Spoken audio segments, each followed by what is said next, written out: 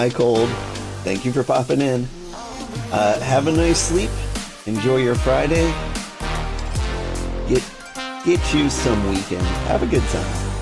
I really do appreciate you. I'll talk to you later. Bye-bye.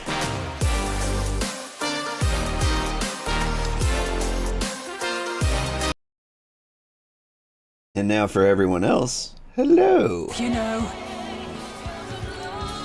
And I've had enough of this rabble. Come on. I've noticed a trick in YouTube. Like, if my VOD has like a glimpse of a trailer in it, the video does better. Just very slightly, but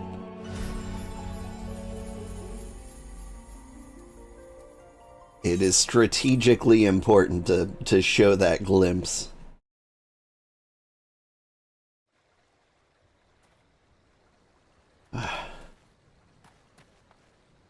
Good morning, everybody, and happy start of Final Fantasy XIV, the movie, Volume 5.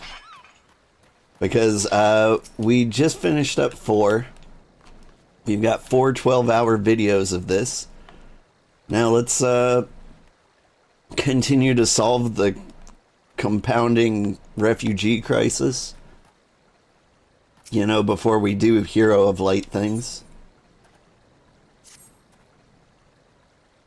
The merchant wished to approach the refugees in stone's throw, but was waiting until the flames withdrew their forces from the vicinity.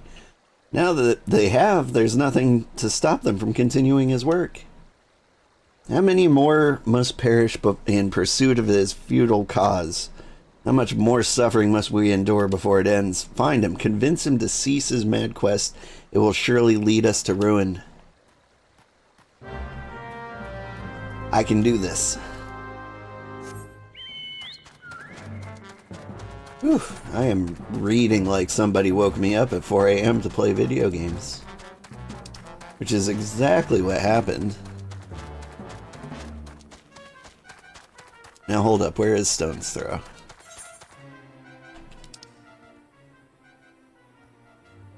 Oh. Same general area. But yeah, the Final Fantasy XIV streams have been going well. And it's actually been really interesting. Because it started off bad. And the more I played, the more people started tuning in. Which is really cool. Like, apparently streaming the same thing at the same time every week really kind of helps. More than I thought it would.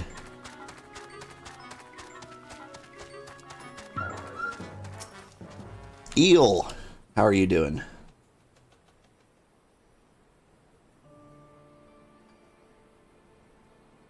Have you seen my parents?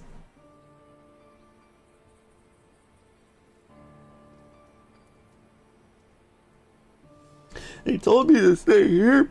They said they'd be back soon, but it's been a couple of days. They left with a man from Ul'dah. The man said they were going to change everything, make it so we could live inside the walls with everyone else. I liked it when he said that. I didn't like it when he talked about making the rich people pay. Everyone looked so angry, I got scared. Say, mister, are you looking for someone? I'm looking for someone stirring up trouble.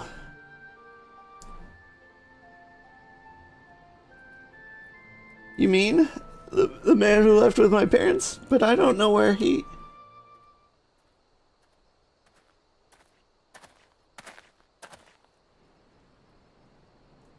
Wait, look over there! That's him! I think that's him! Oh, it's that guy again, isn't he? No. Well now, which of these gullible fools shall be my next victim? Dun dun dun dun dun dun dun dun dun dun dun dun. You!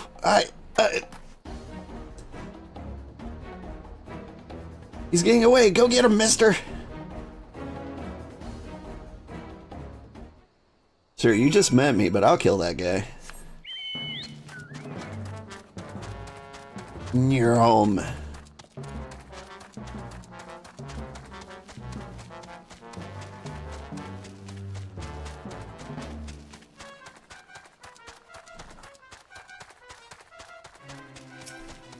Whee!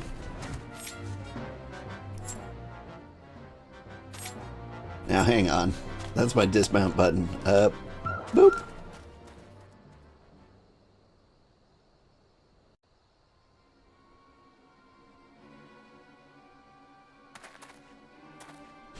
You again? Why are you pursuing me? Sedition? Treason? Revolution? That's preposterous. Who has filled your head with these lies? The refugees? The selfsame refugees who terrorized the streets of Ul'dah? You have no evidence to prove your accusations, none. No, I will not accompany you to the Hall of Flames. You have no right to detain me. For the sake of argument, let's say I did do the things you claim. Surely, you don't think I would give Kikirn's ours about politics. It was only business. Only business.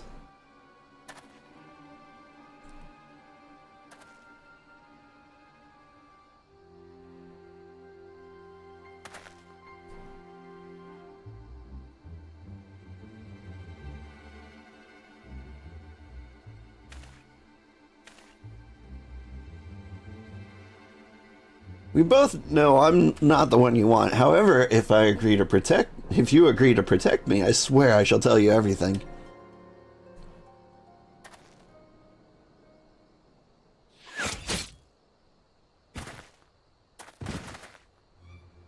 Don't worry, I won't let anything happen to you. What's all this commotion? 7 L's. Tell the others to spread out and search the area. The killer may still be close.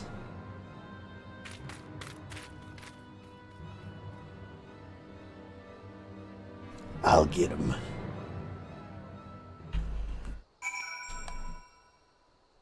Good morning, Thread Arrow. Hi, Maruku.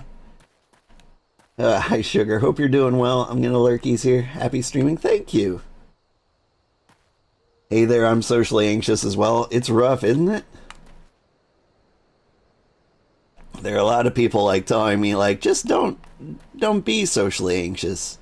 Like they're meaning it in like a more well-meaning tone. Like, hey, you should open up, meet more people, play with other people, and don't worry so much. It's just better, you know. And the kind of like, have you tried being happy to not be depressed? Like, I get the tone. I know they're well-meaning, but it doesn't work like that. Bold adventure. I would know more about your relationship with the victim, as well as the events leading up to his death. The man was responsible for the recent riots? Mayhap we owe this murderer a debt of gratitude. In any case, it is obvious you're not the one whom we seek. You may carry on with your investigation, Scion. Yeah, normal police interviews takes 5 seconds.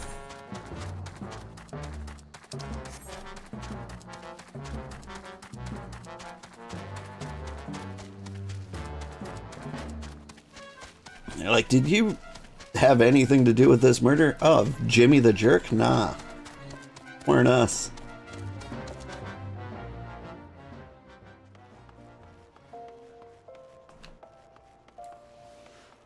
Hustle, hustle, hustle.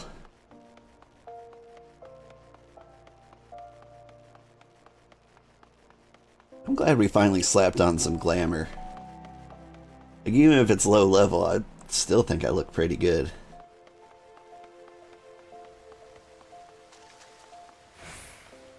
Yeah, you feel it? They don't know how long it takes to open up again, right? What news, old? Where is the merchant? Murdered? Damn it all to the seventh hell. He was not simply murdered, old, he was silenced. Too many knew his face, and he was ready to divulge his secrets. Do not despair, though. He may be closer to identifying the true orchestrator of these riots than you realize. Get some more gloaming here.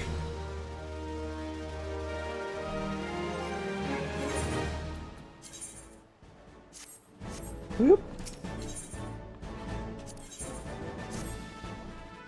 The Flame General left word that you were to proceed to the Fragrant Chamber as soon as you return. He wishes to discuss your recent discoveries, as well as the results of our own investigation. Master Alphino has already been informed and should be waiting for you outside. Pray proceed to the Royal Promenade with all haste and speak with Bartholomew. I remember Bartholomew. He's the guy who stands right outside.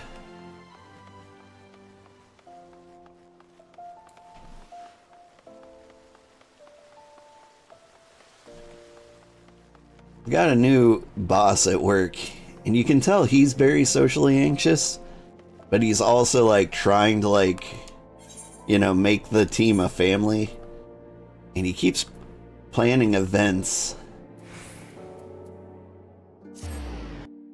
but like where we all gather in person at various times. I'm like, man, I got kids. Like, can't you just let the team be a team for 2 years? We'll grow together naturally, I guarantee it.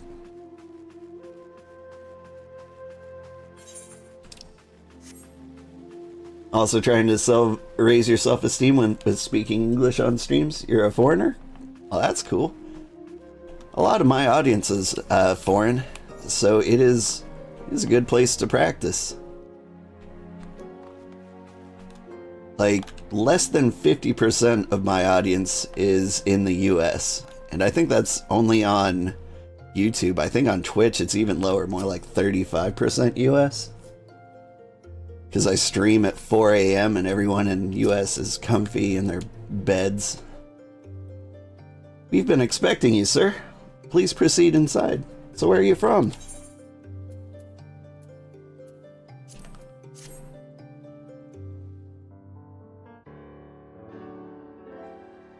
Commander Swift has kept us apprised of your recent activities. You've made great strides towards quelling the violence. Despite our best efforts to determine what provoked this uprising, the truth continues to elude us. Have you uncovered aught which might shed some light on the mystery? Thank you for the follow.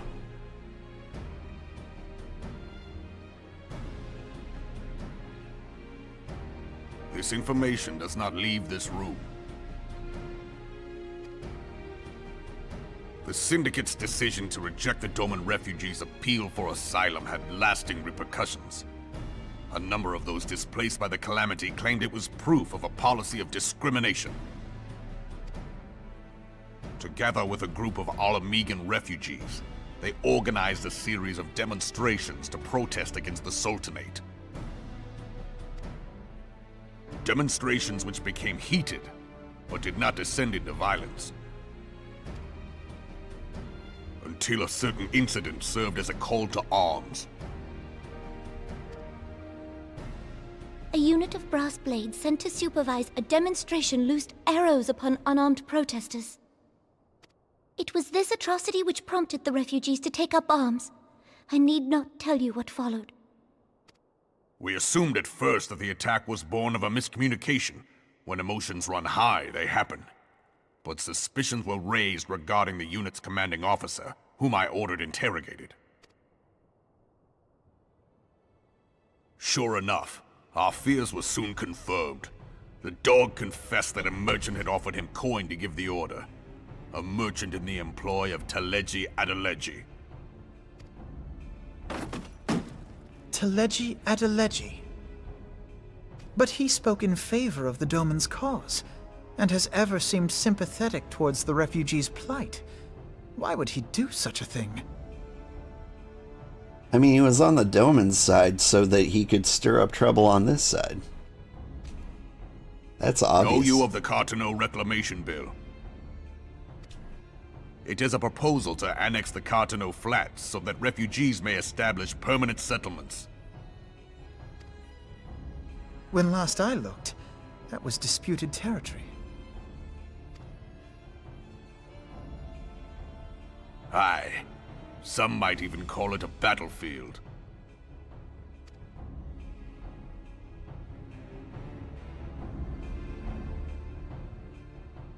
The destruction wrought by Bahamut was greatest at the Cartano Flats.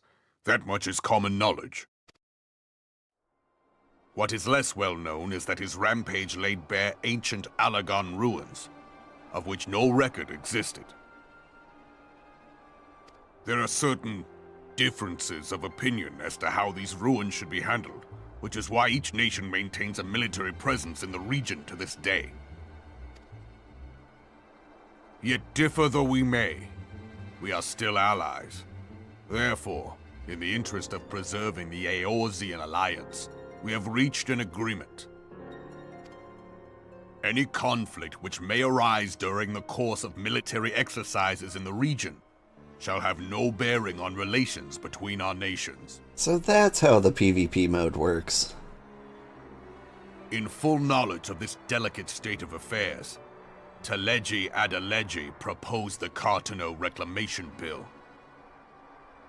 A shameless bloody ruse which stands to benefit him in but one conceivable way.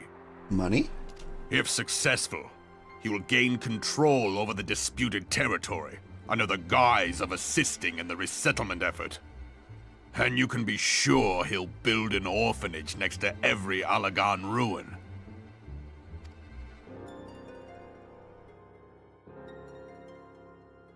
The man would threaten the unity of the Eorzean alliance and risk countless lives for personal gain.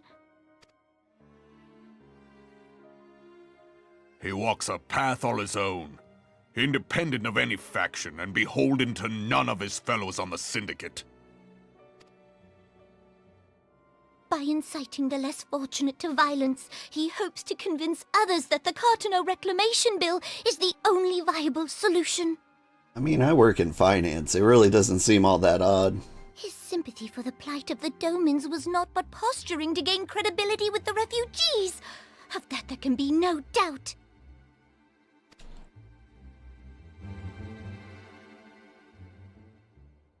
Forgive me, but what could possibly motivate Teleji Adeleji to go to such lengths? What is so special about these ruins that he would risk his position on the Syndicate, and, most likely, charges of treason against the Sultanate? Omega. Pardon?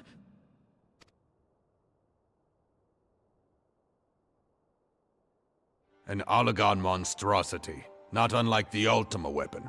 Mayhap larger, we know not. It has yet to be fully excavated. Allagan inscriptions indicate that it was created to fell Bahamut himself. If accurate, it might explain why Nail Van Darnus chose to bring the Red Moon down upon the Cartano Flats. Given the ends he went to ensure Eorzea's annihilation, destroying the one weapon which could stay the Elder Primal may well have seemed like good sense. When first I bore witness to the power of the Ultima weapon, I doubted the evidence of my senses. And now you tell me there is another such weapon. One which could contend with Bahamut. Bahamut! Aye, we were skeptical ourselves. Truth be told, until the Ultima weapon's existence came to light, we thought the inscription had been mistranslated. At present, Omega is more akin to a fossil than a tool of war, having long since ceased to function.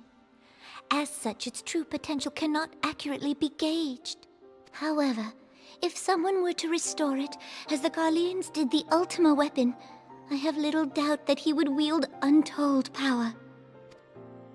Power enough to subjugate Uldar like as not, and the rest of Eorzea besides, which is doubtless why Teleji Adeleji yearns to have it. That he should aspire to world domination. He who has ever walked 2 paces behind Lord Lolorito in matters of commerce. 'Tis in acknowledgement of his own limitations that he seeks this power. Woe betide us all should we allow him to have it.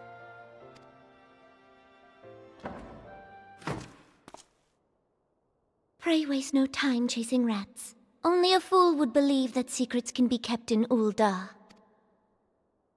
It would seem the implications of the Sultanate's refugee problem are rather more far-reaching than we assumed. Yep.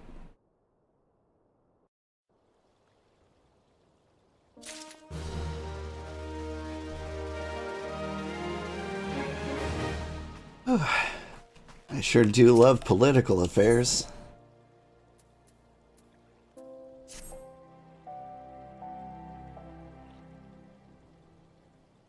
I should be glad to know the truth, and yet the thought of all this chaos was the product of one man's lust for power sickens me.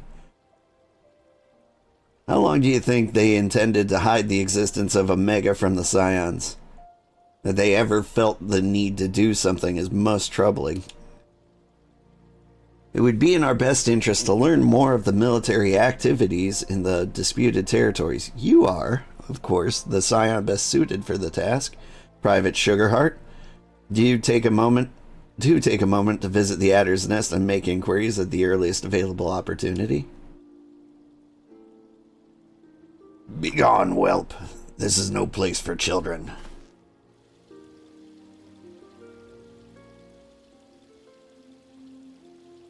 I'm sorry.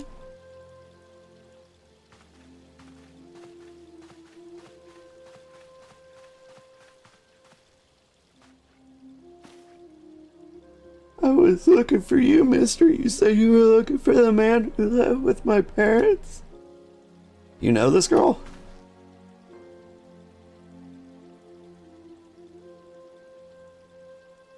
So he visited Stone's Throw as well, I see.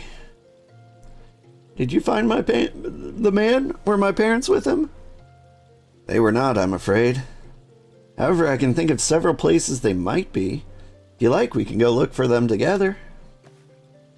Really? You'll help me look, mister? Of course, but first I must needs finish speaking with my friend. He's telling me a secret, you see, and no one else is allowed to listen. Mayhap you could wait for me by the pillar over there? We require but a moment. Okay, mister. I'll be waiting. I'll take her to the quicksand. Mayhap Momodi will know what to do. A legion of Garleans, an Aether-starved primal, even dealing with an Ascian would be preferable to this charade. Sometimes I fear Minfilia is too ambitious. We rush hither and yon in response to threats as they arise without concern for the strain it places on our limited resources. And ourselves. Yep, the time has come for a change. Hey, don't you stage a coup now. Old, this is Minfilia. I know this is sudden, but I must ask you to return to Revenant's Toll with all due haste. The situation in Twelveswood has taken a turn for the worse. I'll explain in detail once you arrive. I gots to go. At Twelveswood, then the primal threat she spoke of has been confirmed. I've received no reports of Ixali activity, which leads the Sylphs? Go, Old. You know as well as I that the appearance of a primal takes precedence over all else. Oh, and when you arrive, do inform the antecedent that while I am grateful for the concern, she needn't fear for my safety. I'm more than capable of protecting myself. And he was never heard from again.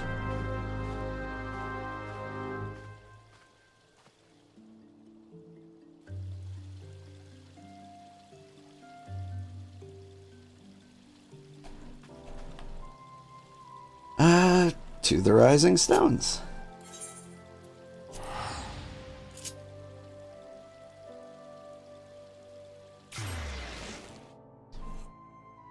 Whee!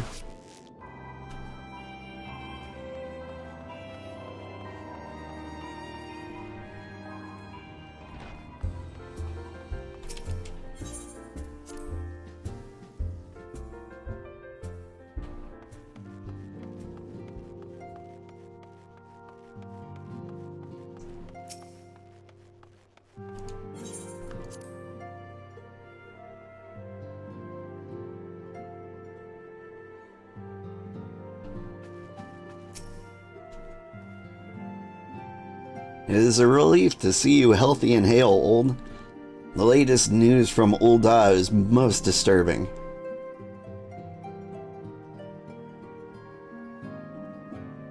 Clearly, the only injury Alphinaud suffered was his ego. Doubtless, it will heal ere long. The other scions will need to be present for this meeting. If you are ready to begin, I will summon them now. I'm always going for the gloam. And I'm like noticing in like cutscenes that my jewelry is really kind of standing out here, like solid gold earrings, a nice gold choker. Is that all the gloam? Maybe I should have tried these on beforehand. I mean, I think I'd still go with them. They look good.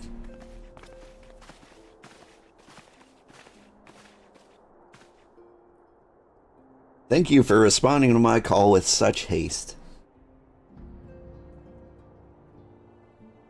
Rest assured, I should not have summoned you were it not urgent. To business, then. I've received the most disturbing news from the Order of the Twin Adder. They have reason to believe that the Sylphs may have called forth their revered guardian, the Primal Ramu. I'm sorry, may have? Then it's not certain? The Elder Seed Seer informs us that the elementals themselves murmur of the Lord of Levin's return to the forest. The Sylphlands, however, display no signs of undue commotion. Forgive me, antecedent, but that fact need not contradict the elemental's testimony. Unlike his more bellicose compeers, I don't think I've ever heard those words. Garuda and so on, Ramu is reputed to act only in the defense of children. I imagine he would soon make his presence known if any were foolish enough to directly endanger the Sylphs or their territory. The abruptness of this development concerns me. Were we not keeping a close watch on the touched ones and their movements? If preparations for a summoning ritual were indeed underway, it would surely not have escaped your notice. Oh, it didn't. I was pretty sure it was going to happen, just not this soon. I beg your pardon? You foresaw this eventuality and did not to prevent it? I told Papalymo. I suppose I could have reported things to Menfilia earlier, but there honestly wasn't much we could do except wait and see. You know how the Sylphs feel about people poking around in their territory. They already summoned Ramu once right after the calamity, but that was because the Garleans came tramping through the forest. And so long as Castromorian stands, the Sylphs cannot be blamed for wishing that they have to have their guardian deity on hand. In short, Ida and I are in agreement. The actions of the forest folk were inevitable and unavoidable.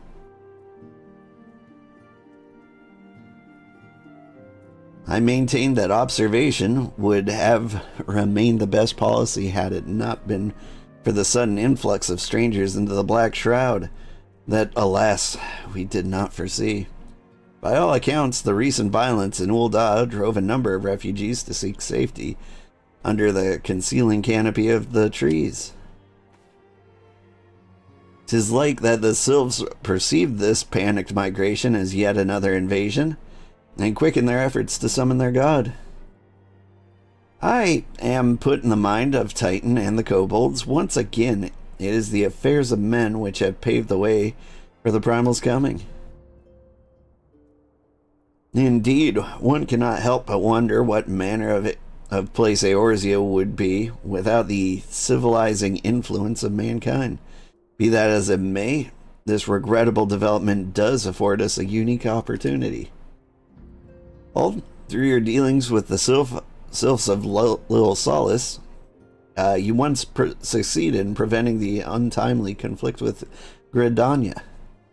I wonder, might one who has treated the Sylphs so fruitfully in the past not achieve similar success with their patron deity? If Ramu can be convinced of our intentions, it may be the first step to breaking the cycle of primal summoning. A fond hope. Were such a thing possible, we would have not been at war with the beastmen since time immemorial. But maybe this time we can. Let us continue this discussion anon. We must first consult with the nation most affected by Ramuh's presence. The Elder Seer has requested your personal involvement, Old. Pray report to Commander Horlow at the Adder's Nest as soon as you are able. Steel yourself for the worst. While I hope for a peaceful resolution of this matter, experience suggests that your meeting with the Lord of Levin will prove less than amicable. In such an event, your fellow scions will of course lend you whatever support you require. Whew. Thank goodness we're going to talk. I thought we were leading to action. Can't have that.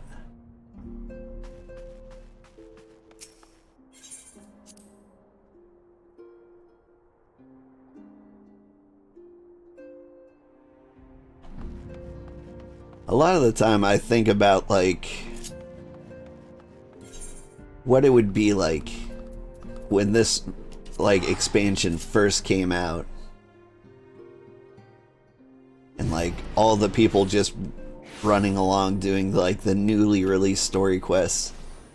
It would just be like a giant wave of people going to have a conversation after conversation after conversation before all piling into that one fight of this particular patch. Seems like it would be fun. But right now, the conversations get a little bit dull. What do you think? Private Sugarheart, your arrival has been most anticipated. The appearance of a primal is ever the cause for alarm and unease. Though my men stand ready for any eventuality, I know of none more qualified than you to snuff out this threat. Indeed, I would have you do so without delay. The Elder Seer, however, would speak with you first. She is of the opinion that your diplomatic rather than martial skills may better serve our cause. I will leave no further explanation to our learned leader. Pray make your way to Nofika's altar. The conjurer in attendance will admit you to the Lotus Stand. Come to think of it, though, because all the quests are go have a conversation with this person, they kind of avoid like a common MMO problem where they want people to experience like the newer content, so they make like the fighting super easy and dull. And Final Fantasy XIV has done that, but like since fighting is like 1/10 of the missions and it's 99% story, like it's not as much as an issue. But if you go back and play something like, I don't know, Blade and Soul, like it's incredibly dull because it's a lot more combat based, and the fact that like you can just one-shot everything you see, it gets real boring real quick. Anyway, the other scions have already arrived, sir. May I show you in?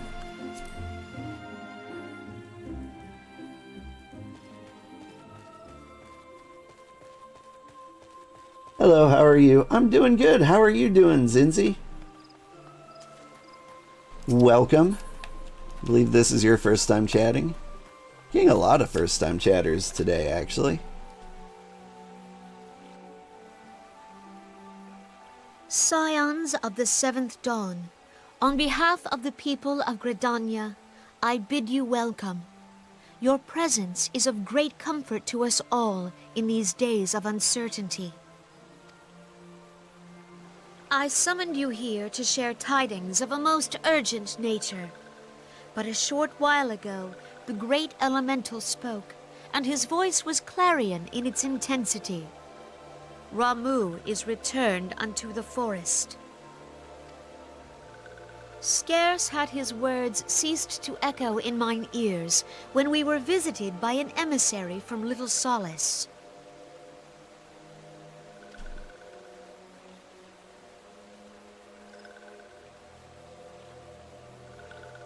Our guest informs us that the sylphs too have sensed the presence of the Lord of Levin. Though his exact whereabouts remain unknown, we may safely assume that the primal was summoned within the heart of the Sylphlands. Unlike the other primals you have encountered, Lord Ramuh is no raging avatar of destruction. He is revered as much for his wisdom as his strength, serving as both arbiter and guardian to his children. Given that we and the Sylphs found a way to share the Twelves Wood, it is my hope that this sagely immortal will be amenable to reason, and that conflict may be avoided.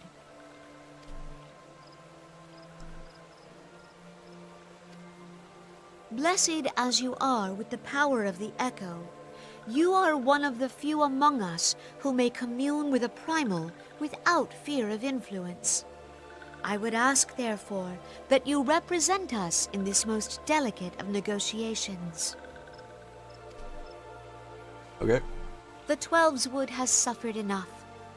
Upon this, we and the Sylphs, and I would venture Lord Ramuh himself, are in perfect accord.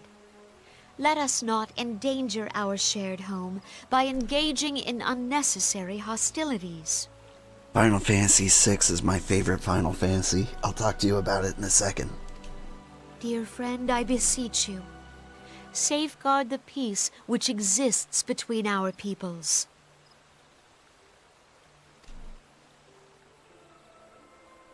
Yep.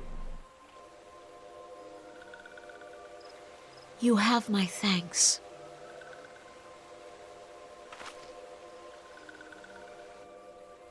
I do like the cabbage people. They're kind of Pray cute. make for Little Solace, then. A member of the Order of the Twin Adder awaits you there. He will advise you on how to find the Lord of Levin.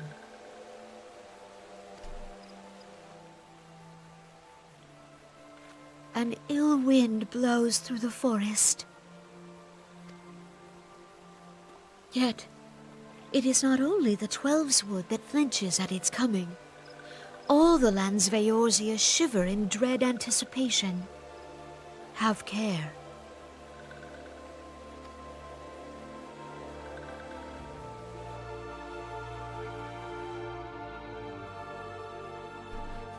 Oof. Yeah, so Final Fantasy VI. You're good. You just finished Final Fantasy VI and you love that game. It's your favorite too? Yeah. I have a problem beating a lot of JRPGs because I lose interest like halfway through. Let's see, Little Solace. I think we can teleport near there. East Shroud? The Hawthorne Hut, maybe. I'm just gonna guess. Let's see how well I know Gridania. Yeah. But yeah, like Final Fantasy VI is one of the few Final Fantasy games that I've actually beaten. The last fight is really hard. Like, you kind of have to get lucky because you're going to be playing with characters like you haven't been playing with the entire game. Like, I had Shadow with the jump boots. And Shadow, I feel like, is nobody's name. Maybe there's somebody out there who's a huge fan of ninjas. But, yeah, the jump boots went really, really insanely well. Oh, and my brother, the luckiest person on Earth, used Setzer's special ability, which is like the slot machine. And he got like the super rare all sevens, which just means you instantly win a fight. He got that on the final battle of Final Fantasy VI, so he just won for free. And I've never seen all sevens rolled in Final Fantasy VI ever, except that one time. I was like, well, dang. It was so good. Private Sugarheart, I was told to expect you. I understand you go to treat with Primal Ramu himself, an unenviable task, but one for which I have no doubt you are well suited. I have been told that your fellow Scions are conducting an investigation of the area as we speak, that we might ascertain the location where the Lord of Levin might be found. I would ask you abide here until they return with their findings. Okay.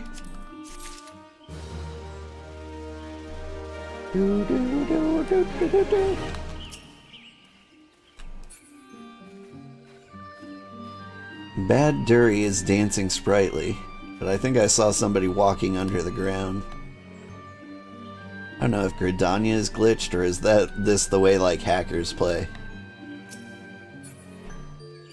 But I remember dancing sprightly around here.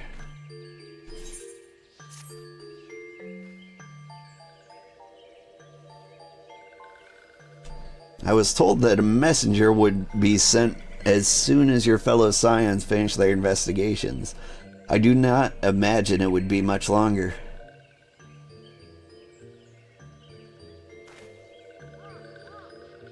This one returns, and returns with good tidings. Wise ones have finished searching, and wisely identified the precise location where the touched ones summoned Lord Ramu.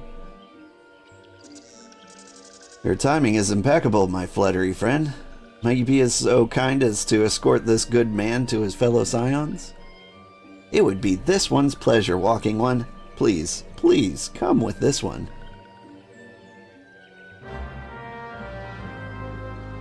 This one would love to go with that one.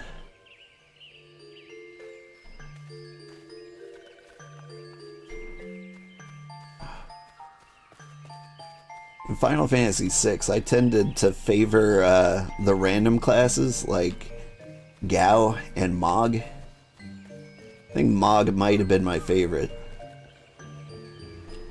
He would learn different like dances after he battled in every biome. And so if you battled in the desert, you'd learn like the dance of the desert. Or if you battled in the forest, you'd learn the forest dance. And so, like, it's a little blue magey, but once you, like, start the dance, a bunch of random things happen. And I'm a big fan of randomness. Like, it's my favorite mechanic. I'm trying to think. Yeah, like, the Dancer class in Octopath Traveler has a special ability where they just make random things happen. And I did play a little bit of Octopath Traveler 2. We still haven't beaten it. And I kind of want to go back to it. I got distracted by other releases. I think mainly Elden Ring. But that was a good time.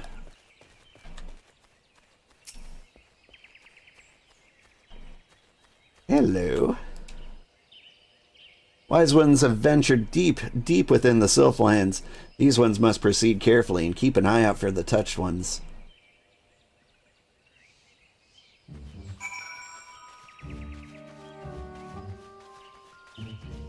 But yeah, I have a hard time beating JRPGs. I don't know what it is. It's like you forget enough of the story that you're like, I should probably just start from scratch. But there's no way you can maintain interest along as much as you did. You start from scratch because you're like, oh, I've seen this before. Leave me alone, Dream Toad.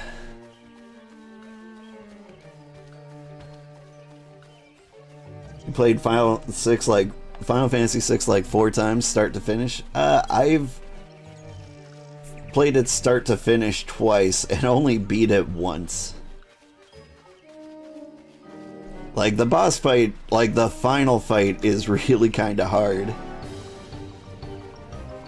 And that's one of the things that stops me from playing JRPGs, is you get to a point where they're like, you need to grind for a few levels.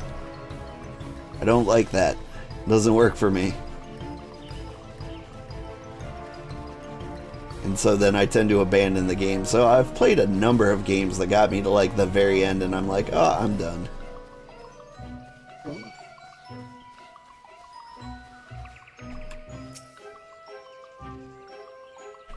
This one is sorry, but this one can go no further. Drive. Do you mind? I was wondering how that was going to play out. I was like, can I have a conversation while just getting slapped?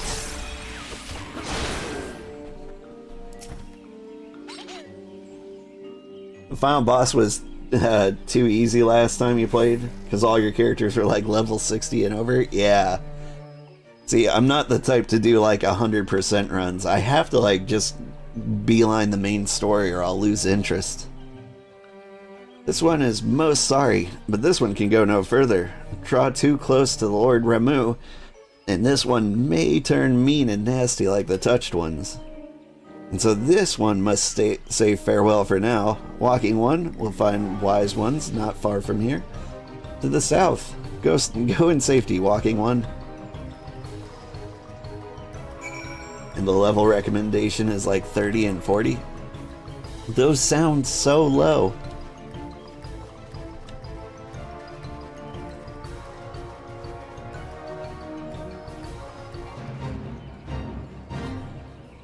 Here's a pro tip that you probably already know because you sound like a pro. But if you're playing Final Fantasy VI, in the first half of the game, keep is it Celeste? Celeste. Keep her in the main party. Because when in the second half of the game, every character's level will be based off of her level. And so if you make her one of your main characters early on, you'll have an easier time in the second half of the game. Ah, it's so good. I really want to play a Final Fantasy VI randomizer, but I think it would be so hard to find everything. Like I would like to inject some new flavor into the game, but at the same time, I feel like that would make the game way too hard. But this is Final Fantasy XIV. Is this Final Fantasy XIV only grind game you haven't heard? And you didn't know the level trick. Oh. Ta-da! I would say this game is not a grindy game. There was only one part that happened like one time that was grindy. Hang on, I can't cancel this talk? No. Okay, I'm gonna finish this talk and then I'll talk about it a little more. So it's actually you. I'm relieved. For a moment I thought you were dealing with another one of those confounded self-tricksters. I swear, with them wreaking havoc in their skin-changing magics. Oh, thank you for the follow, Zinzi. It's a wonder I was able to finish taking my measurements. Yes, it was quite the ordeal. You should have seen the look on Ishtola's face when the one impersonating you suddenly showed up. Impersonating me? That's quite enough, Papalimo. My apologies. It's not like me to ramble, so... At any rate, as I was saying, I've finished measuring etheric activity in the area, and I'm pleased to say I've reached an indisputable conclusion. To wit, that Ramu was called forth in the vicinity of the Sylph's Aetherite. Come, old, the Lord of Levin awaits. Whew. But yeah, Final Fantasy XIV is not very grindy. From what I see, you never have to grind except for one point, and we might avoid it this time.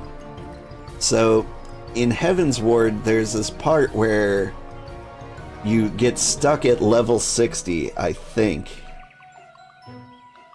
And until you like progress into Heaven's Ward. And so like once you hit Heaven's Ward, there's this place where you get to in the story where it's like you have to be like level 68 or something, and you get stuck for a little bit grinding.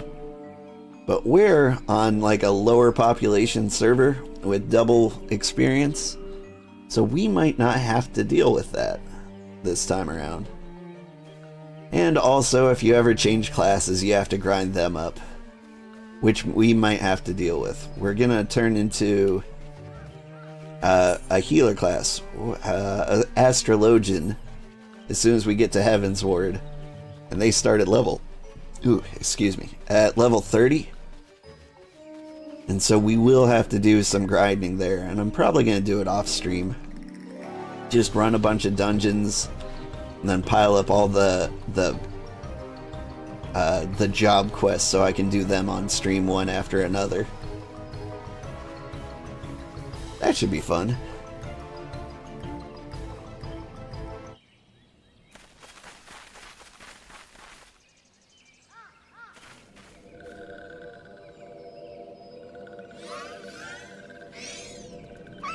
Oof, red cabbage is so much worse than green cabbage. And yet it finds its way into every single salad. Tynora betrays thee, servant of hiding. Yeah?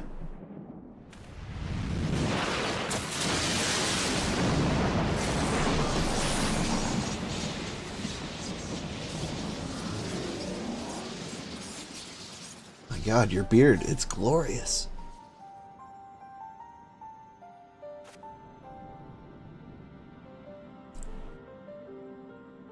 Thou art the bringer of light, bane of Ifrit, Titan, Garuda, and Leviathan.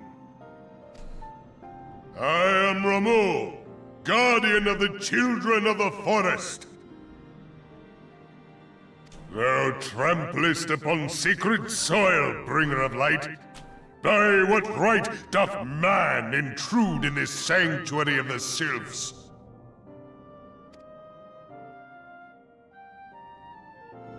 The Gridanians proffer peace? Their words are born of delusion, thine offer an insult.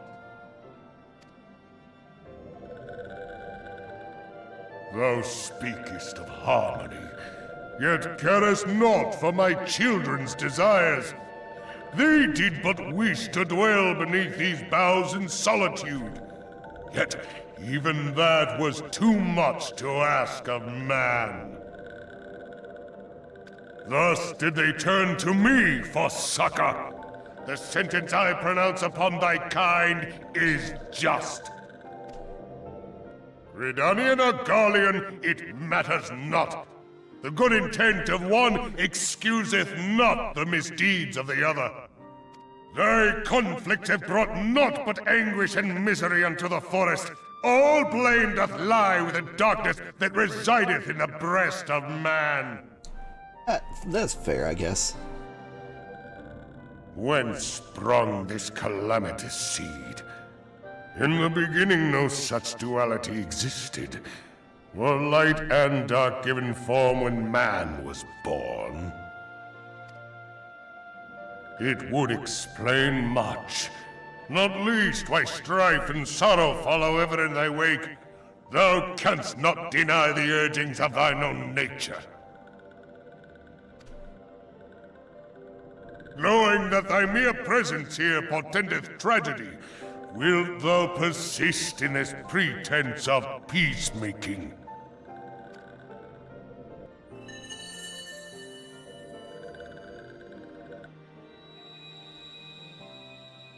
Thou bearest the crystal which I bestowed upon my wayward charges. That they should entrust so precious a gift to thee. Thou standest apart from thy kin. Thou art the bringer of light, aye.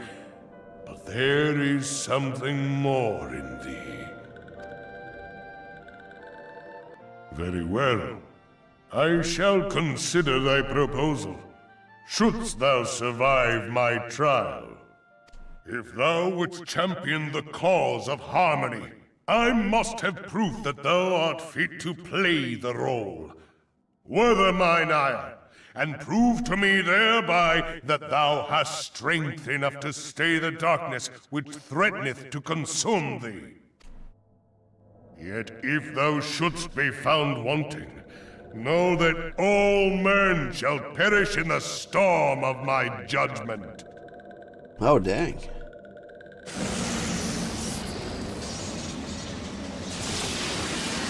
No pressure.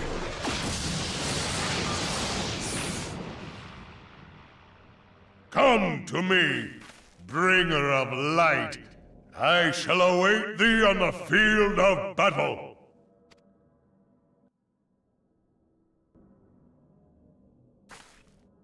Urianger, it is rare indeed to find you so far from a tome.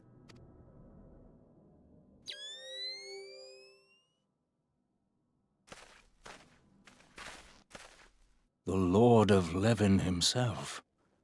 Never till this day had I looked upon his visage, save in painted renderings made faint by time. Ever shall this scene remain etched in my mind's eye. Beg pardon, my lady. For the record, I did hear the question. I will answer just as soon as the story parts are over.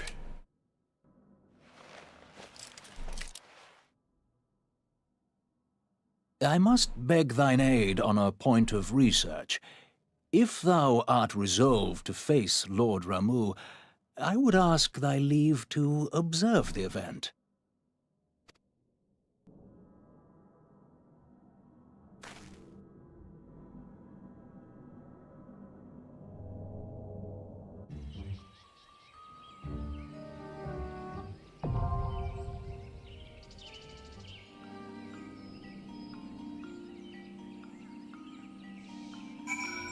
Whew. Alright, so you ask, what kind of games do I usually play? And the answer is all of them. Basically, any of the best games available are the games you'll typically find me playing. Like, tonight we're going to be playing Forza Horizon 4, which I hear is the best racing game that ever was. And I kind of agree. I played it a little bit already, and I'm excited to play it again. But there are a few games that like I kind of favor. Like I always have like a cozy game in the mix. Usually just because most weeks that I need time to like chill out. Maybe that'll change after my kids are grown and moved out. But I also like, you know, good action games. Like, I'm extremely looking forward to Monster Hunter Wilds when it comes out. I tend to like turn-based strategy games a lot. Like, roguelike deck builders and the like. Things like Slay the Spire and Fights in Tight Spaces. Let's see, this month I think the game I'm looking most forward to is, I want to say it's called Critter Cafe. Like there's a bunch of cozy games coming out. That one seems like the most interesting. Temtem Swarm is also coming out this month. I'm looking forward to that one. Which is kind of like a Vampire Survivors like, which I've been looking for a good one of those, and I really like Temtem. But, like, the truth is, I play all games.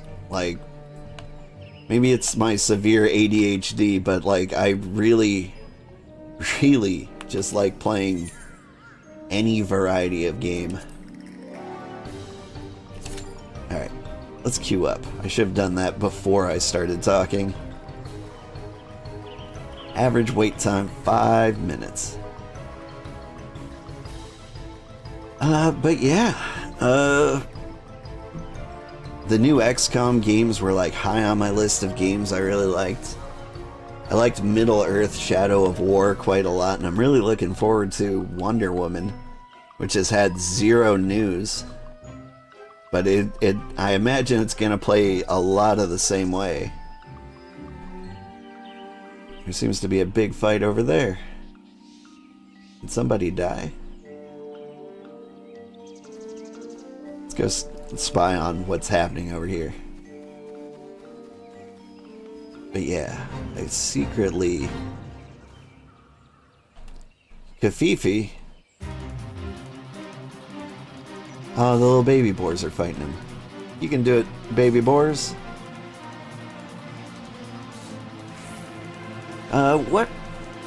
What other games do we play? I've been keeping an eye on Rogue Core for Deep Rock Galactic, which is like a roguelike version of of Deep Rock Galactic.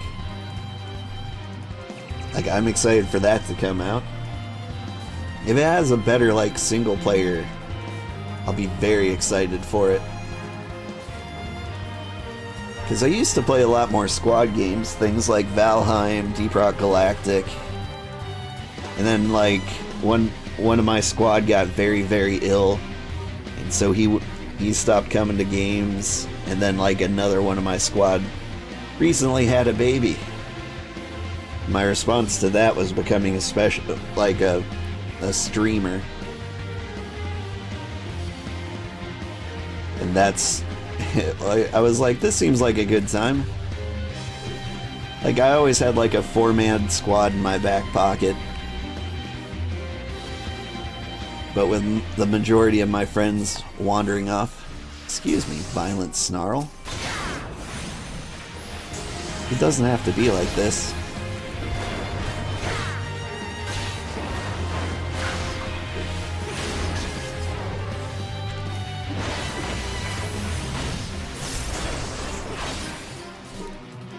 But, like, I don't have a favorite genre of game, really.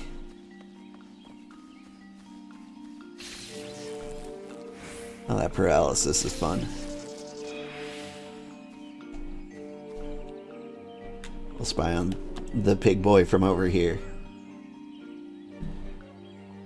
Or will we? Yeah, we'll keep an eye on him. Let's see, what else do we play? I need a new game. I've been playing a lot of a game called Link, Banner of the Spark, and I've decided I don't like it. Like, it's not that I don't like it, like, everything's well implemented, the gameplay is good, but it kind of feels like I'm playing the tutorial of a game, of a good game, and by the time the main game unlocks, I don't think there'll be any game left. Because it's like 40% done and like in early access. So like by the time I get to the end of it, it'll be over at the end of the tutorial. And so like while it's a good, like objectively a good game, I'm just like, I don't want to do this. So next week I need to think of something new to put on. And what do you think that should be, kitty? Are you saying meow? Something with cats. Well, that's a good point. I've been thinking of like playing Potionomics again. Or maybe Battle Chef Brigade. Just some like old classics. But let's see, like games that came out like yesterday. We've got Trash Goblin. Sengoku Dynasty just hit 1.0. I need to like do my research on that one, see if it was good. I wanted to play that on release like a year ago, but it just didn't seem like it was there. It didn't seem ready yet.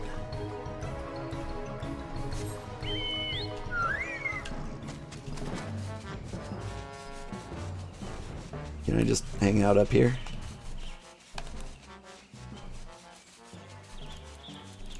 I can't. I can wiggle. Wiggle, wiggle, wiggle, wiggle, wiggle.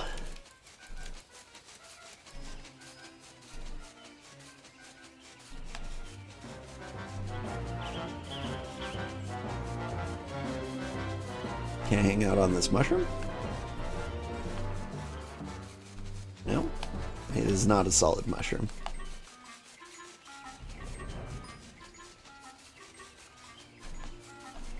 Can I hang out up here?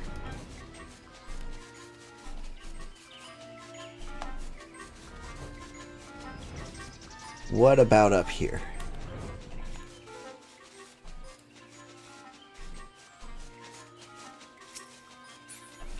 That Chocobo is funny. Isn't he the best?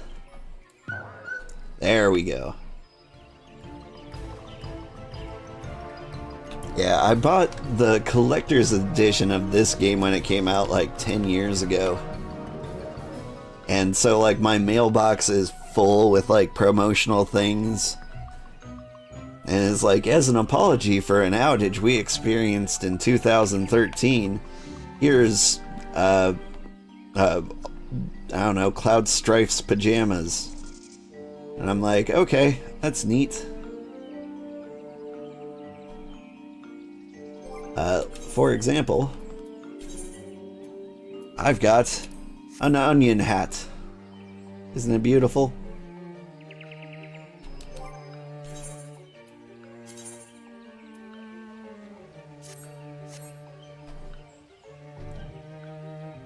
Gotta put on the full gear again. Maybe this is a good time to figure out how materia works. Do I have any materia slots? How would I know?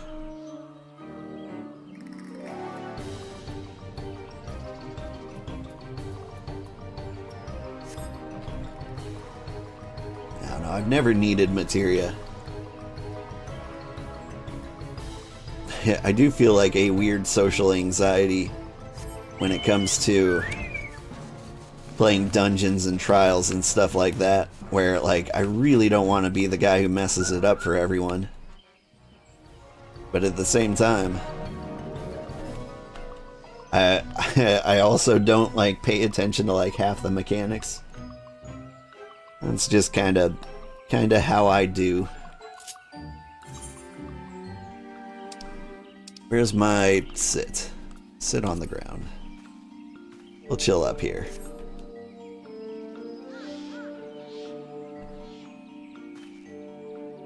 Are we the only ones here today? I hear the queues on this server are particularly long. I don't know if it's this server's problem, or if it's the fact that I'm playing at 5:46 a.m. But I have had queues last like half an hour before. When we did Thorn March for the first time, it lasted half an hour and then nobody actually queued up. I had to go to work. I've got time this time. Made sure to get started extra early.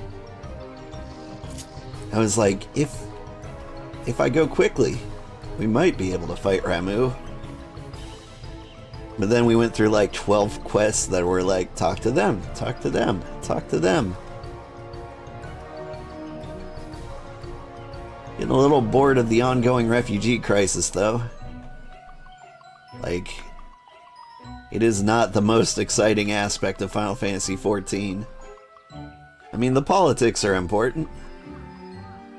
Story building and world building and all that.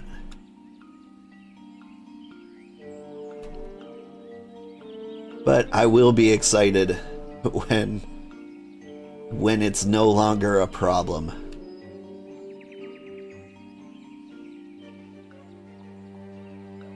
Just chilling. This is the thing I don't like about the warrior is this constant like aura I've got going on. I wonder if I could disable that aura specifically.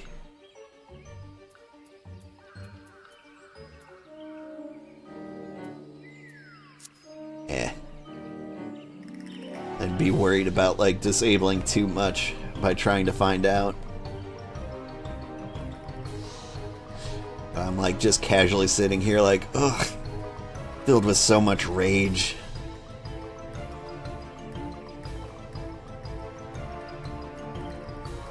Most warriors are powered by the fiercest of boredoms.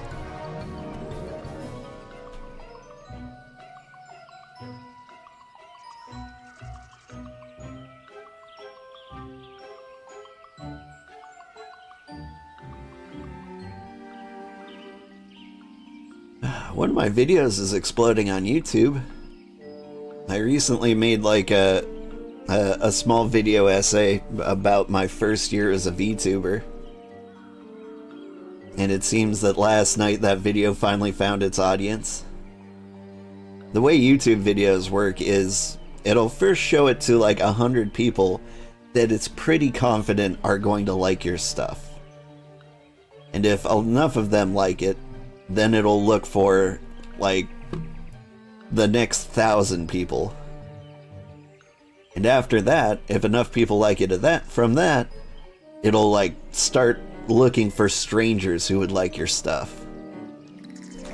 And we just hit the phase where it found strangers who like my stuff.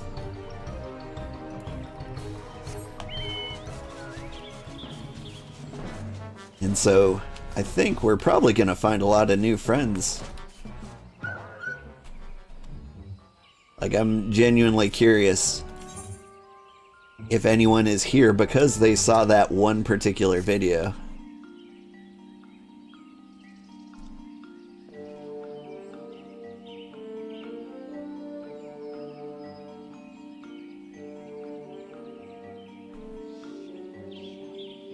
Oh, hi, kitty.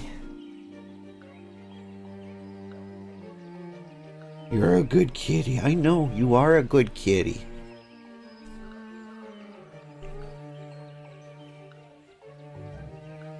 You have 3,000 hours in this game and have never knew you could be up here? I'm a little surprised myself. If we weren't waiting for Ramu, I wouldn't have discovered this either. But it's pretty nice up here.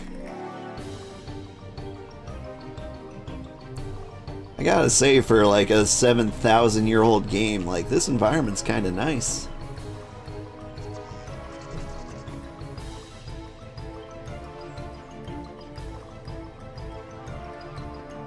It's especially strange because, like, I don't think they had verticality in A Realm Reborn. Like, I didn't...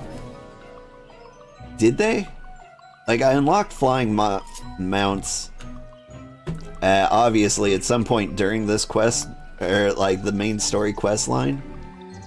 But I don't think flying mounts were introduced until, like, Heavensward, right?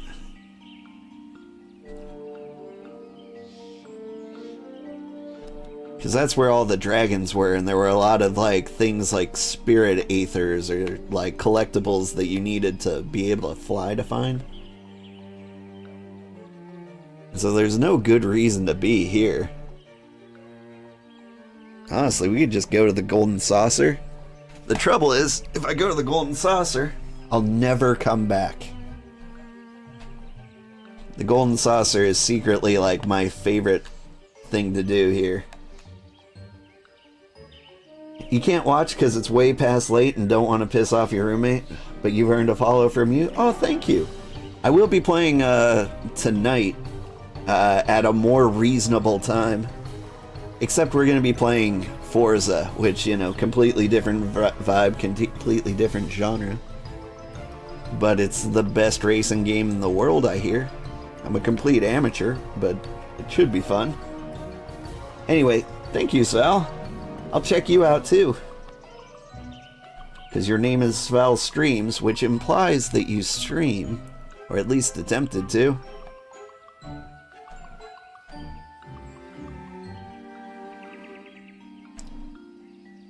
And I'm small enough that I tend to stalk my followers. Is that weird? I do that. But, like, every time I get a follow, I'm like, are you a streamer too? Because, like, about 1 in 6 people who follow me are probably a streamer. It's actually kind of like a weird environment. Like, I don't know where the majority of normal human beings are.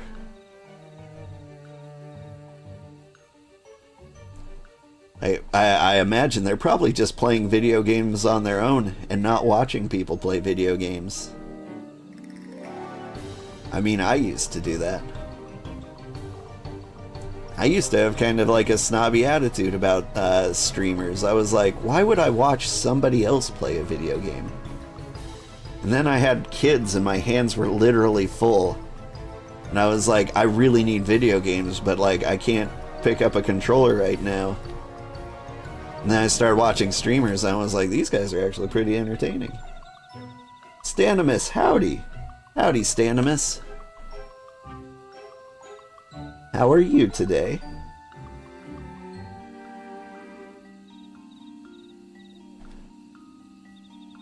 I was worried there for a second that, like, my YouTube streaming wasn't working.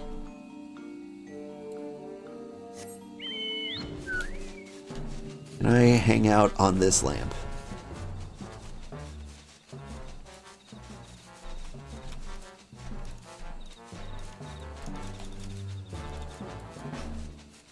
The answer is no. Not on the mushroom either. Is there any higher building? What if... Is there like a branch or something? These are... Oh, can't fly higher. What about this branch? It's fake.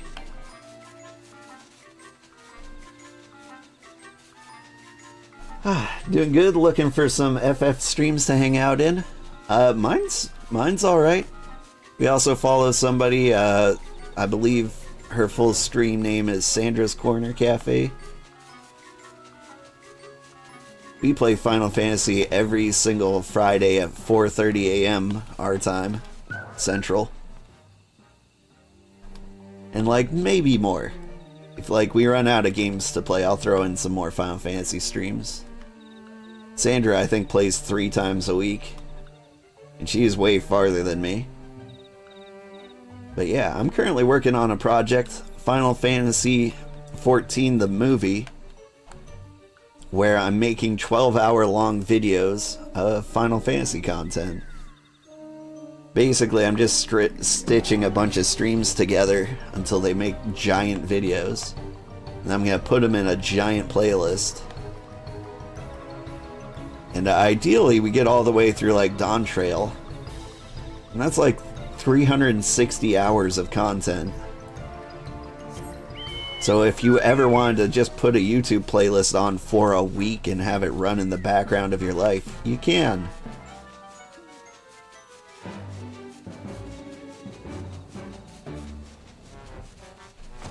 And so that's the goal. Like, we're just doing the main story. We've been queued up for 18 minutes now.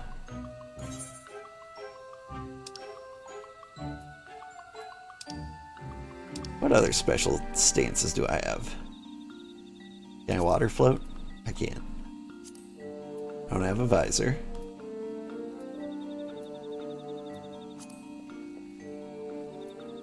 Change votes? There we go.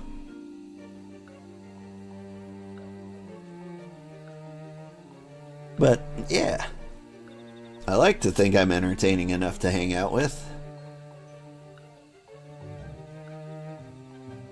There are bigger experts in Final Fantasy XIV than me. But I can talk about lots of other things.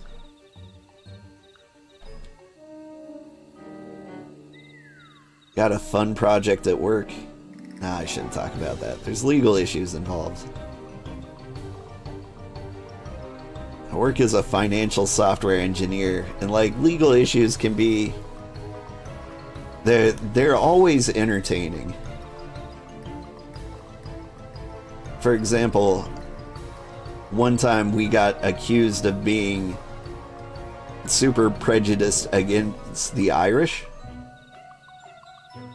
And that was because we had a database error where somebody didn't sanitize their database inputs, and any apostrophe would break the database.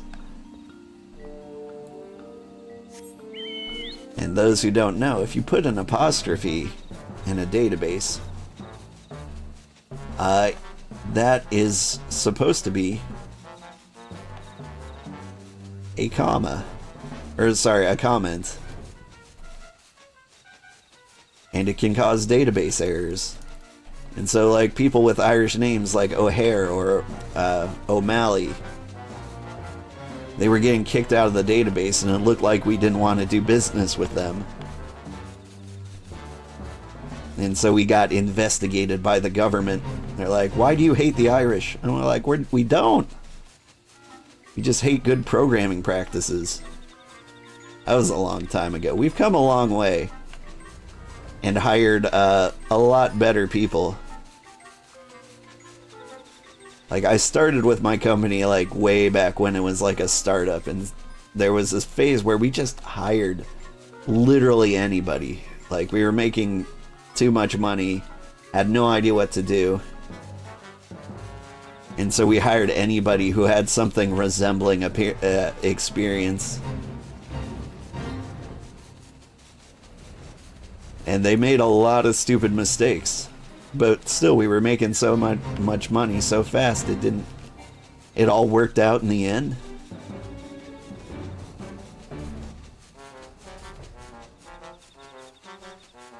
Alright, where am I going? Can it be daytime in this game yet?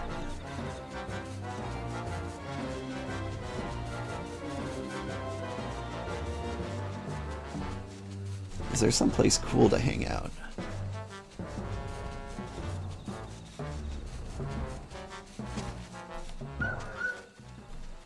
You can spy on all the people coming to fight Mog. Hey, you look familiar. Fline. That's a cat girl name if I ever heard one, but she looked like a dragoon.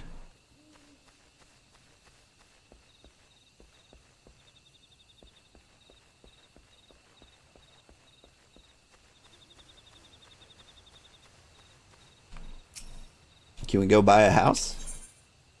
No, not from here. Pure Hajj. I like him.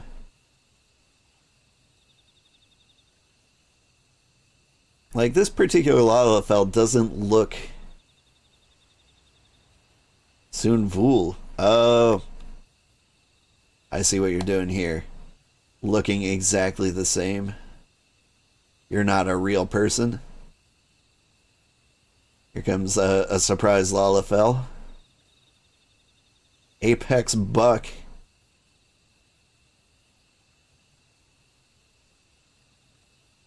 Now you're gonna disappear.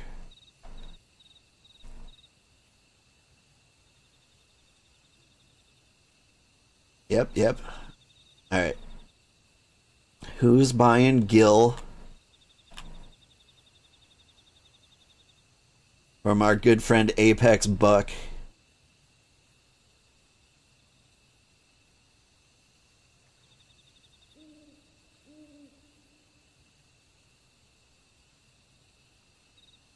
There you go. APV tan.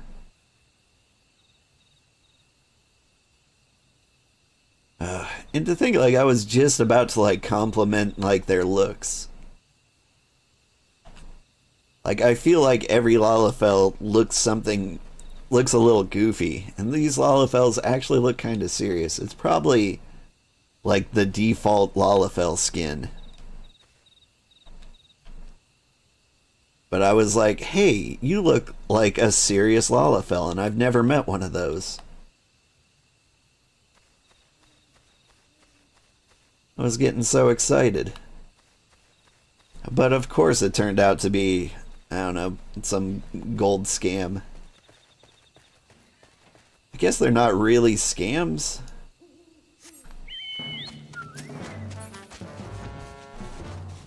It's like one of those things that doesn't technically feel wrong. I mean, the logging off and on suddenly seems a little weird. Hey, Gabos. Mind if I join you?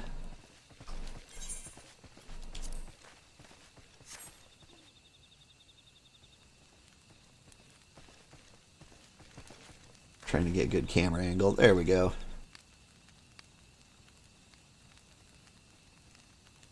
I do like the goblins. I'm very curious what their face actually looks like. Like, I want to believe that they've got, like, this giant bulbous nose, like in those gas masks. But I'm guessing, like, they actually look like goblins, and that's kind of like a plague doctor kind of mask, and so their nose doesn't actually fill it.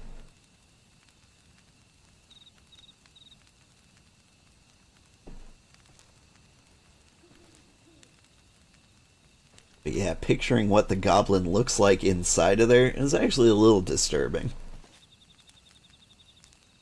Because I imagine they don't look great.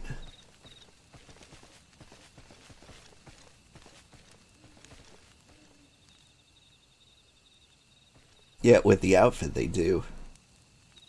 Can I get a goblin mask? Is that a piece of glamour I can acquire? Because if so, that would be cool.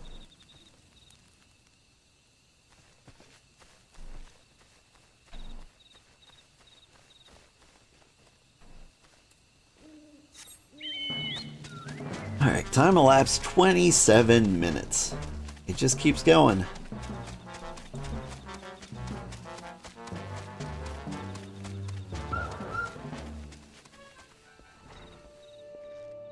I want to find like a real human being, just so I know that they exist.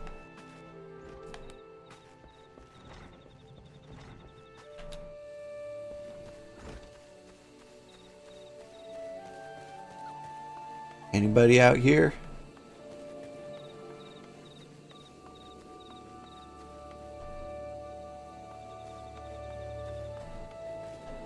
Well, it's official. Final Fantasy XIV, the most popular MMO, is officially dead. Well, I'm glad you could join me on this journey. It's been a lot of fun. It's over, guys. Let's go home. I'm kidding, of course. Final Fantasy XIV will never die. It might be just this server. I am curious, like, if I left and hopped on, like, another server, if I just visit another data center, do I get to do this, quicker? Let's go to old Gridania and see real human beings. Like Flinny. Hello, Flinny.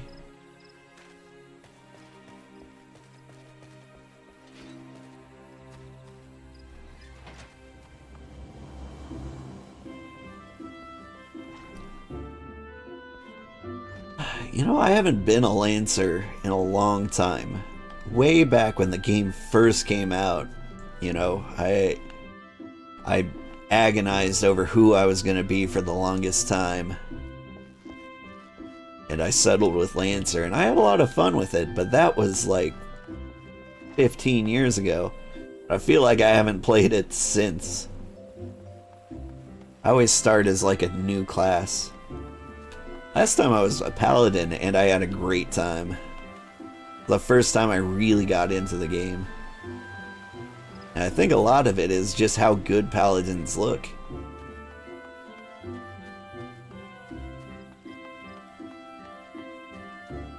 And the gameplay is a little bit more engaging. You get to like run around looking cool, but also you have to like think slightly while you're playing. By think I mean you turn tank stance on, and then you get yelled at for not going fast enough. That's not true. Nobody yells at you in Final Fantasy XIV. It's the nicest community. I think it's because a lot of normal human beings play Final Fantasy XIV.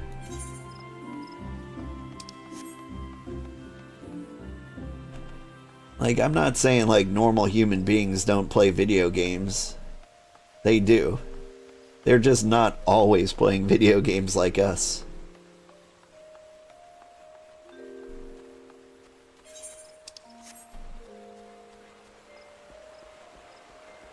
And so you get people who actually have regular social interaction with real human beings.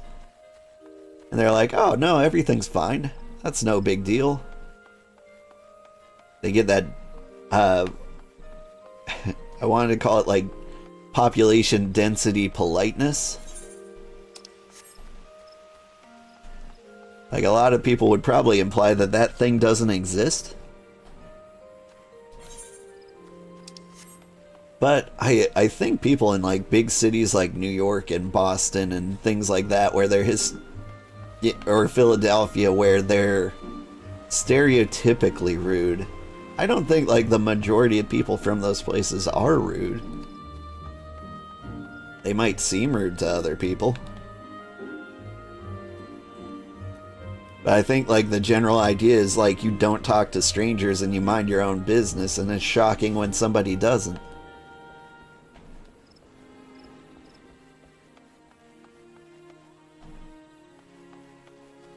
But that kind of thing happens all over.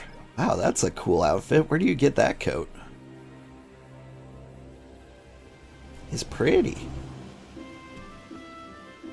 Oh, and it's just a good white mage getup. Like that's the white mage pinup edition look. Or addiction. I suppose you could have an addiction to pinups. Is it a hoodie?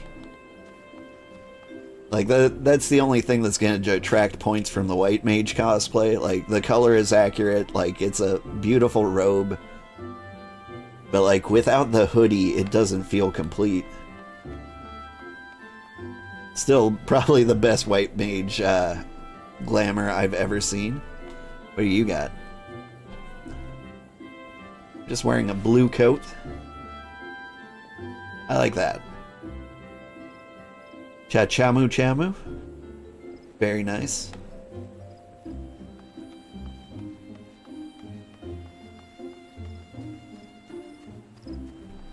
I can see why I'm not queuing up for any dungeons. There is nobody in the world on. See, I want to judge this guy, but like, to be honest, I've been thinking of wearing the same thing. I'm trying to like stay thematic. I want to look like I belong in the universe, though. Like, I don't want to like be here in shorts and a t-shirt, despite that being what I'd wear in real life.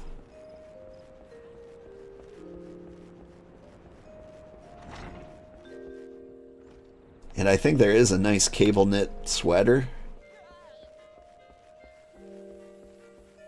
There's a big bushy beard item too.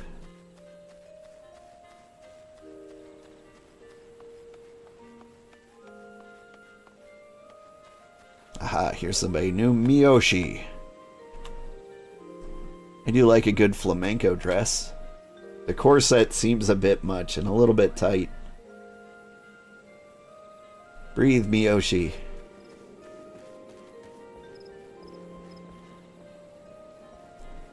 Cho wow.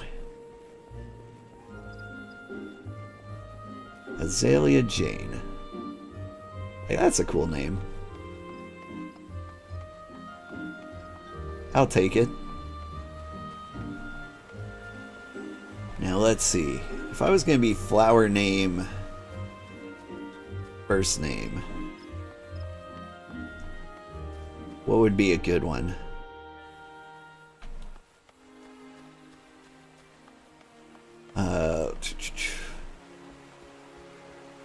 Tulips McGee.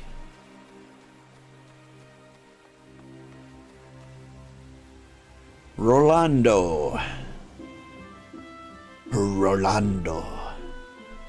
It is I, Rolando.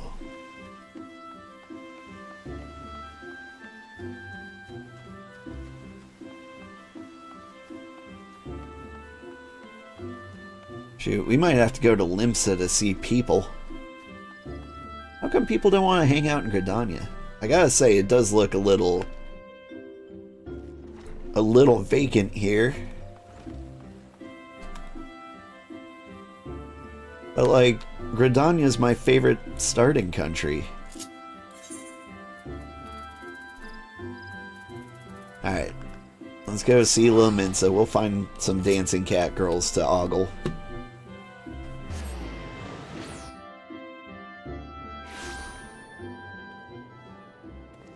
Mish Chapstick.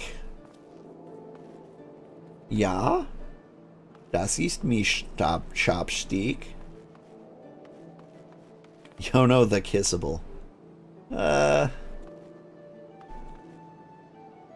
Coal Storm.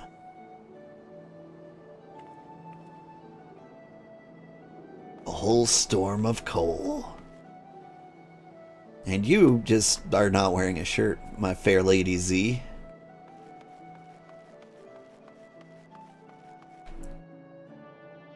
I like this guy. Something about him speaks to me.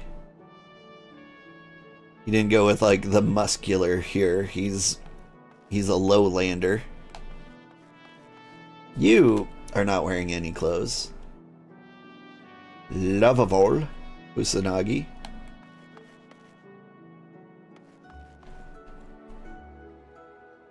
This guy's got cute little horns. What kind of fun hat is that?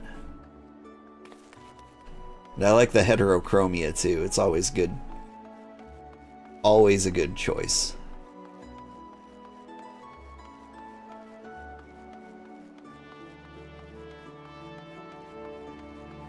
Dreaming worker. Well, keep dreaming. Oh, I do like the hat. Now that is a cool outfit.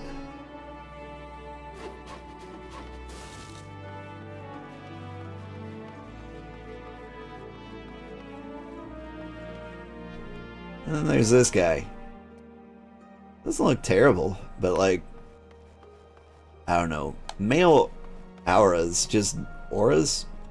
Auras? They just don't seem that attractive to me.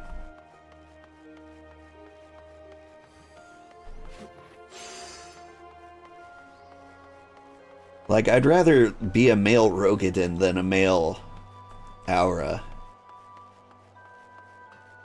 I might even choose Catboy, the new one. What are they called? Hrothgar? Not Hrothgar.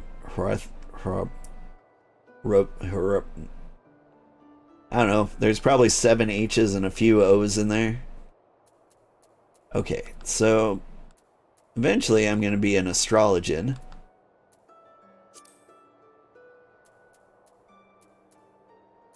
So what do we...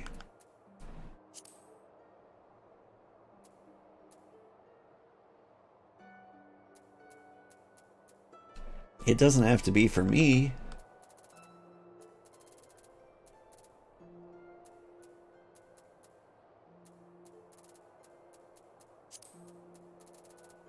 Is there a way to filter this out?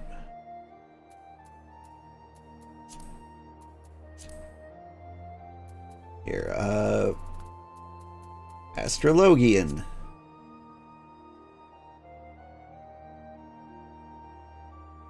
Now, what do these look like? Oh my god.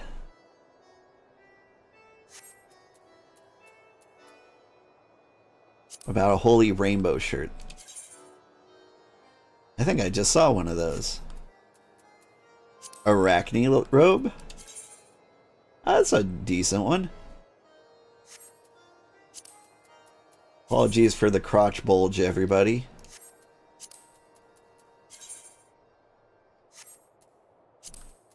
What about Vanya? That's kind of nice. Like, the color's terrible, but, like, you could do better. Or you could do worse. Bleh. Just plain robes. That one looked a little more velvety and sick. Shiny? Slick? Okay, the Alligans. What do they wear?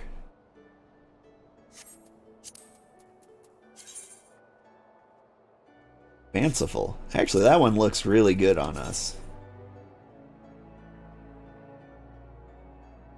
Like, I feel like it wouldn't look good on a lot of people, but on us, yeah, that's a good fit.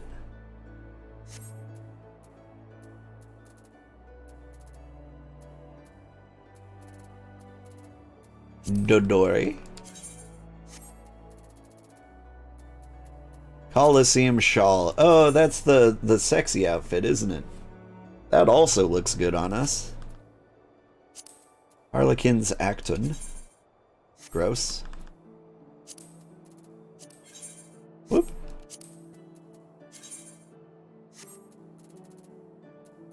Moth-eating seneschal coat.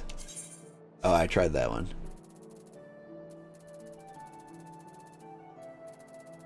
Anyway, I'm mostly just looking for outfits for when we do finally become an astrologian.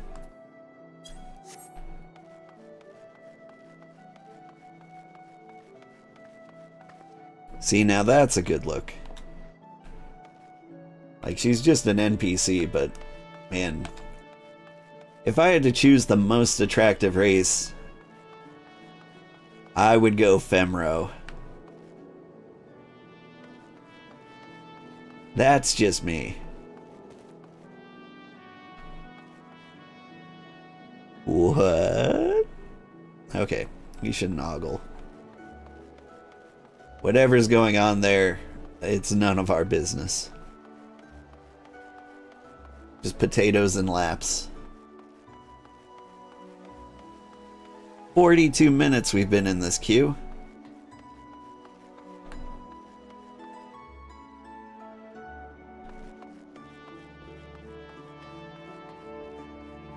We might need to think of another strategy here. Maybe GG Wazoo knows.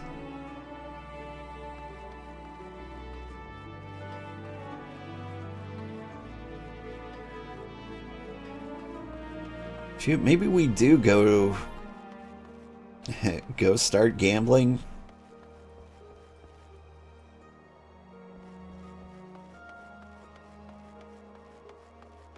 Because at this rate,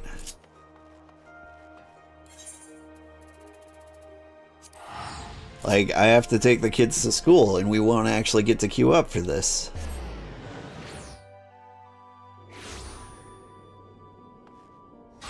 Here's some people. Nice outfit.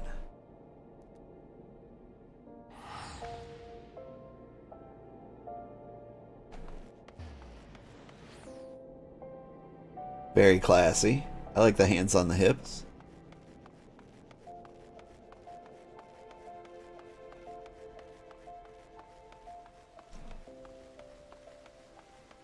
Alright, let's see. Well-heeled youth. I think you're the one who's gonna take me to the Golden Saucer.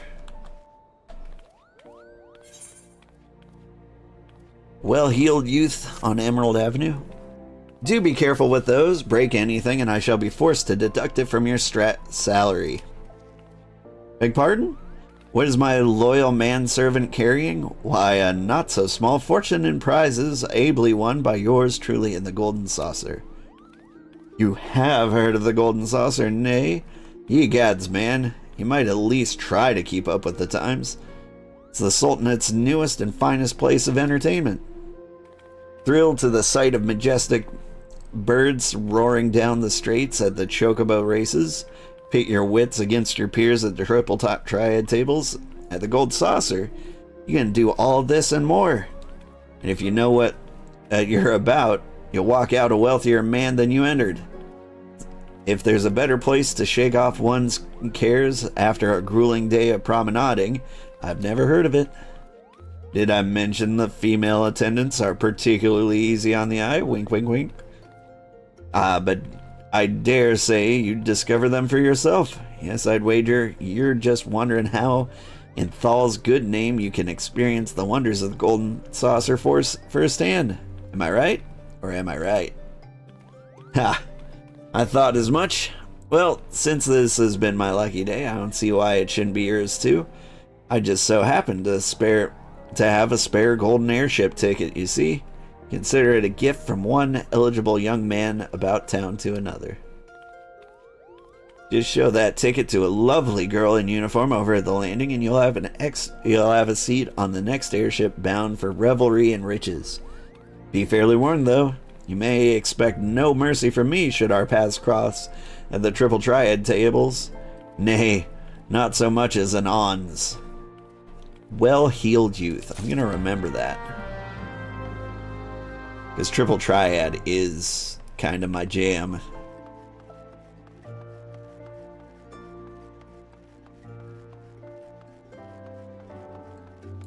Alright, where is the fastest way to the Golden Saucer?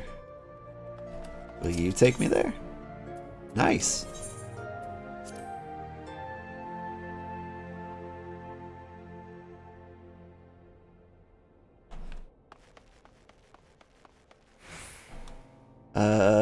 You there. This is the reception desk for flights bound for the Manderville saucer. Before you proceed, I must ask that you submit your ticket for inspection. You do have a ticket, yes? I sure do. It appears that everything is in order. An airship will be departing shortly before the next bell. Shall I reserve a seat? Shall I reserve a seat for you? Yeah.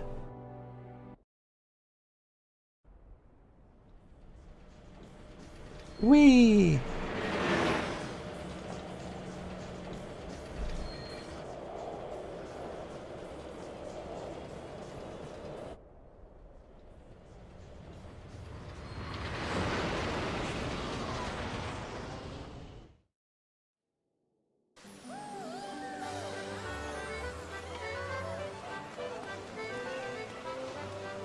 Yeah.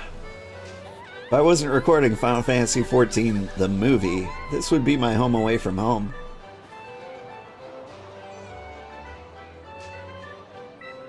I don't know what it is, but, like, I love it here.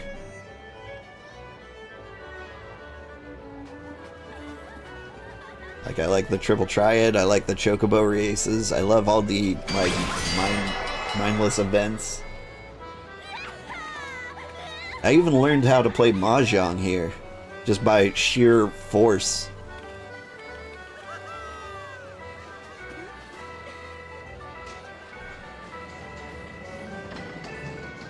And learning how to play Mahjong without a guide is actually pretty tricky. There's probably a lot of things I still don't actually understand about it, but I can win occasionally.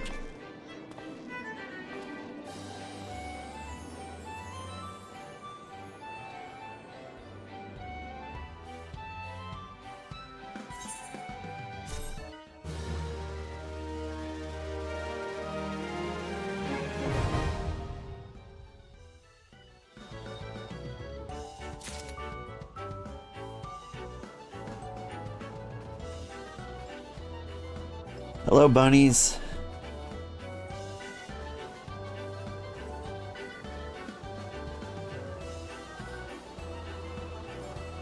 See, and this is where all the fancy dressed people are.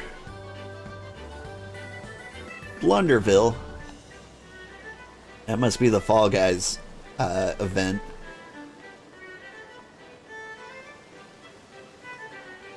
Howdy. I'd like a scratcher ticket, please. Welcome, welcome, fair traveler. Care to test your luck with a mini cat pot ticket? Yeah? Splendid, sir. Now allow me to explain. Mini Cactpot is a game of chance available to you thrice a day. Playing is simplicity itself. Just guess the value of the covered numbers to win big. If Nemia's grace is with you, you'll be rewarded with the Manderville Golden Saucer points galore. So, sir, do you feel lucky? Yes. Yada yada yada. Instructions. I get it. I can now purchase tickets. Afraid I lack points to play. I need points. Did I got something from you. What is it?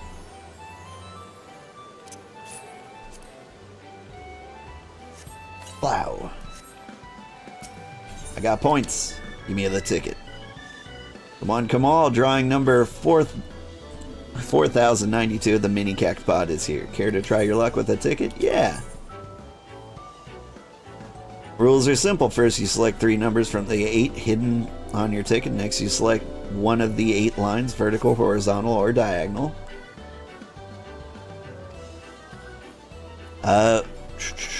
Okay. Ideally, we want to find 1, 2, and 3. If I remember correctly. And I have found not that. And so the next best is what, incredibly high numbers? I think our... Okay, once you've selected a line, all the numbers are uncovered. Yeah. I think the best bet is probably this one? No? It might be this one. 180. Pretty weak. I don't know if there was a better line. Play again? Yeah. Like, this is just free money. You should do this every single time you come here. 5, 6, what about you? Alright, I've got potential for a big one here. And I got it! I got the $10,000 one. Second try. Do. Yes, another ticket? Okay, so whenever you see a 1, 2, or a 3, you try to, like, verify a line where that could make you $1 billion. Since I found none, it's got to be one of these guys. Oh, and I picked the wrong one. If I did the 987, we would have gotten, like, the second best one. Okay, well, we won.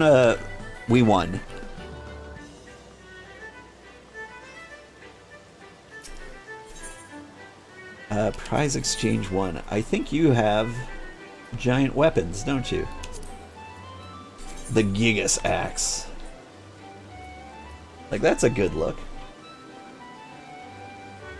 Hop on up, kitty. We can actually afford that. Should we get it? Ow. Now, hang on. Do you have more weapons?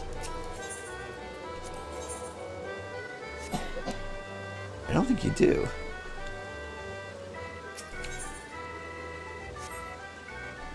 Do I want that weapon? Senior Saboteurs Librans. Okay, there's better weapons. Like, I can smack people with a cactus. That seems to be the way to go. And where is the Astrologian weapon? There it is.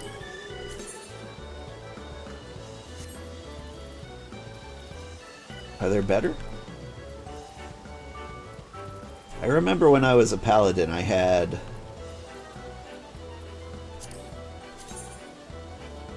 something, but it was a lot cooler looking than Senior Sabotender. Is it Halicarnarsus? Giant axe? You like giant axes?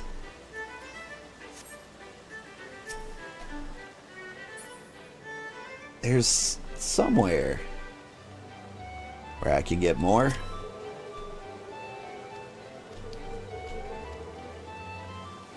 Gotcha. That guy you just buy things from? Oh, what about you? These might be what I'm looking for. Tarnished Darkness. Oh, that's pretty.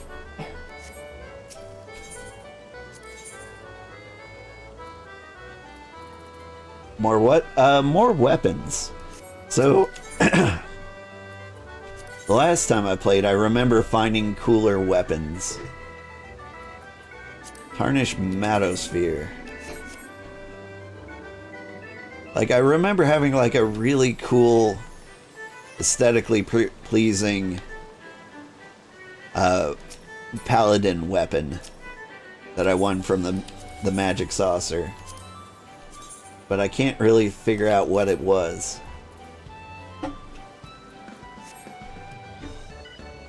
Like, I remember having something very cool here. But anyway, that's neither here nor there. We've been in the queue for 55 minutes, and now it's time for me to take my kids to school. I hate to cut it here, but I've got to get everyone where they need to go.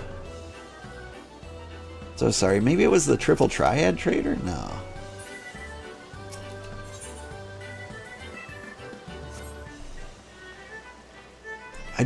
Yeah. I feel like there were more prize weapons than the ones I'm seeing. But maybe it was the Sabotender. I don't know. It's been a while. Thank you so much for watching, everybody. I had a good time. I have to go now. It seems everybody left while I was in the queue. And that's fine. That makes sense, in fact. Maybe we'll find some way to better get in the queue so that we can complete this quest and do it. Waiting around for an hour was kind of a bummer. Like, I wonder if, like, hopping onto a different server or something is the play. I don't know how this works, but I'll do research and figure it out. For now, have a happy Friday, everybody. And if you want to hang out more, we're going to play Forza Horizon 4, the best racing game in the universe that is disappearing off Steam, tonight. And that should be a good time. See you, everybody. Bye-bye.